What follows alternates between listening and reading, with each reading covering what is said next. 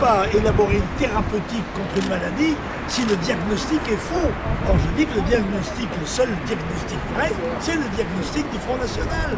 Et pourtant, votre électorat s'effrite régulièrement. Non, vous savez, moi j'ai connu le Parti Socialiste à 5% ici, avec Gaston Defferre. J'ai connu le gaullisme à 3% en 1955, 2 ans avant que le général de Gaulle revienne au pouvoir. Vous savez, la politique, ça va, ça vient. Nous avons subi un échec aux élections législatives, mais aux élections européennes, aux élections présidentielles, je faisais encore près de 4 millions de voix. Par conséquent, je crois que le corps des gens qui font confiance au Front National ne s'est pas délité, il ne s'est pas amoindri, mais il y a des moments où ils ont été trompés. Voilà.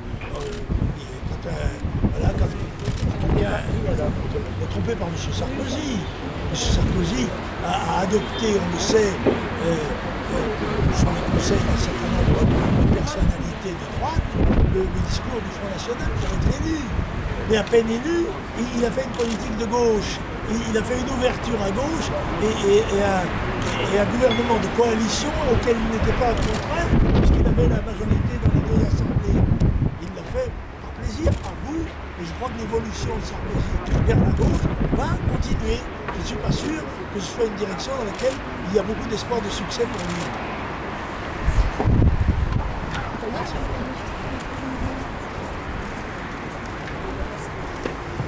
Comment vous allez amener les Européens apparemment Comment je vais amener les votants aux urnes dans une élection qui apparemment ne mobilise pas les troupes? Oui, c'est vrai que l'élection européenne n'attire pas beaucoup le corps électoral. C'est aussi parce que les gens ignorent un peu ce qu'est l'Europe. Malheureusement pour eux, et ils ont dû attendre maintenant pour se rendre compte que leur sort était déterminé par la politique définie à Bruxelles. Et les gens, les chômeurs, les gens qui perdent leur emploi, les entreprises qui sont obligées de fermer, de se délocaliser, eh bien savent que c'est le fruit de l'euromondialisme et que c'est la politique dominée par les multinationales et que ces politiques-là sont en train d'amener le pays à la ruine. Et par conséquent, ils ont tendance à considérer que ceux qui en avaient fait la critique sont les mieux placés pour prendre la responsabilité.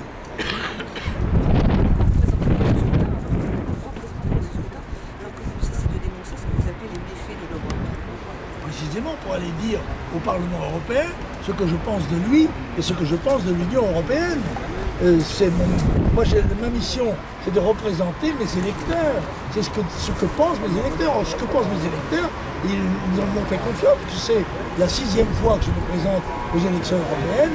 Par conséquent, il n'y a pas de raison qu'ils ne continuent pas à me faire confiance. Et je crois avoir rempli la mission qu'ils m'ont donnée, c'est d'apporter à l'Union européenne une critique terrible, une critique fondamentale, la critique du patriotisme français et du nationalisme français. Mais il n'y allait pas, ça serait plus simple. Je n'aime pas son impuissance, je n'aime pas sa subordination aux États-Unis, je n'aime pas ses capitulations devant des politiques qui nous entraînent à la débâcle. Laisser des dizaines de millions d'immigrés étrangers venir progressivement s'installer en Europe, au lieu d'adopter une politique familiale et démographique courageuse et hardie, ça c'est une carence que je ne supporte pas. Qu'est-ce que vous aimez en Europe ? Écoutez, ce que j'aime en Europe n'a rien à voir avec l'Union européenne. L'Europe de Dante, de Schiller, a existé avant Bruxelles et avant Strasbourg. Il existe une Europe historique, une Europe civilisationnelle dans laquelle je me reconnais tout à fait. Mais il ne me gêne pas, moi, d'avoir à sortir mon passeport pour entrer en Italie, puisque le seul avantage que, paraît-il, nous aurons de retirer de l'Europe, c'est qu'on peut aller en Italie avec sa carte d'identité. Mais je rappelle simplement que le seul fait de régulariser, d'être régularisé pour un clandestin dans un des 27 pays de l'Europe, a pour conséquence qu'il peut s'installer partout en Europe. Et quand on sait que Berlusconi et Zapatero ont régularisé 1,5 million de clandestins dans les 2 dernières années, où sont allés ces clandestins. Ils ne sont pas restés en Italie, ils ne sont pas restés en Espagne. Non, ils sont ici, beaucoup d'entre eux, parce que c'est le seul pays du monde dans lequel l'étranger est mieux traité que le national. Votre slogan pour ces élections? Vive la nation. Pas vive l'Europe. Non, une Europe confédérale, une Europe qui ne soit pas dominatrice, qui ne nous prive pas de nos prérogatives fondamentales, de notre droit à disposer de nous-mêmes. Nous voulons être les maîtres chez nous. Nous ne voulons pas que ce soit M. Schulz, M. Barroso qui nous donne des ordres. Monsieur Le Pen, vous avez dit qu'à Marseille, un jour le maire s'appellerait Ben Gaudin. Vous maintenez ces phrases. Oui, je ne vois ça pas a suscité d'ailleurs. beaucoup de réactions. J'ai pas bien compris l'indignation que cela suscitait. Monsieur Gaudin venait de dire qu'il y avait 300 000 musulmans à Marseille.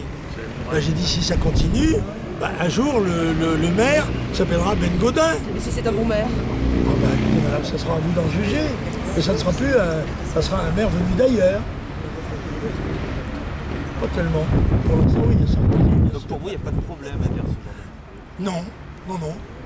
Je dois dire que si je suis scandalisé, c'est par la perte de liberté de l'opinion, liberté d'expression. Quand on voit que même les chansonniers maintenant sont poursuivis, que les avocats sont condamnés pour les plaidoiries qu'ils ont faites, c'est quelque chose de scandaleux. Moi, je crois à la liberté de la pensée. Et je me bats pour la liberté de penser. Je ne sais pas si M. Gaudin a été choqué de ça. Mais comme j'ai eu l'occasion de le dire tout à l'heure à mes colistiers, la construction des mosquées obéit bien moins aux demandes des musulmans qu'aux initiatives des maires qui ont envie de se conquérir des voies. Ce sont eux qui poussent à la roue. Ce sont eux qui souhaitent qu'on construise des mosquées. Beaucoup plus que les musulmans eux-mêmes. Mais c'est aussi le genre de phrase qui vous fait exister.